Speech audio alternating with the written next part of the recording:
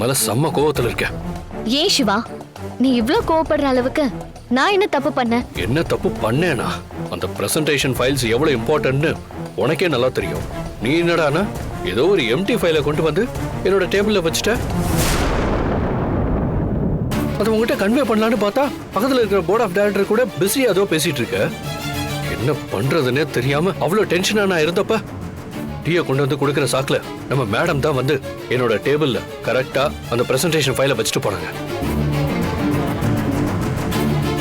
அதுக்கப்புறம் தான் எனக்கு பெரிய கான்ஃபிடென்ட்டே வந்துச்சு. அண்ட் ப்ராஜெக்ட்டுக்கான பிரசன்டேஷனையும் நான் ப்ராப்பரா கம்ப்ளீட் பண்ணேன். இன்வெஸ்டர்ஸ், போர்ட் ஆஃப் டைரக்டர்ஸ் எல்லாரும் பயங்கர ஹாப்பியா இருக்காங்க. மும்பைல இருந்து ருத்ராத்த கூட இப்பதான் கீப் ராக்கிங்னு மெசேஜ் பண்ணிருக்காங்க. கான்ஃபரன்ஸ் நல்லபடியா முடிஞ்சது. ஆனா நான் கடைசியா ப்ராஜெக்ட பத்தி பிரசன்டேஷன் கொடுத்துட்டு இருந்தப்ப நீ பாதிரியா எந்திரிச்சு போயிட்ட. இங்க பாரு, இனிமே நீ எது பண்றதா இருந்தாலும் அரைகுறையா பண்ணாம அந்த ஃபைலை கன்ஃபார்ம் பண்ணிட்டு அதுக்கப்புறம் என் டேபிளுக்கு எடுத்துட்டு வா. புரியுதா?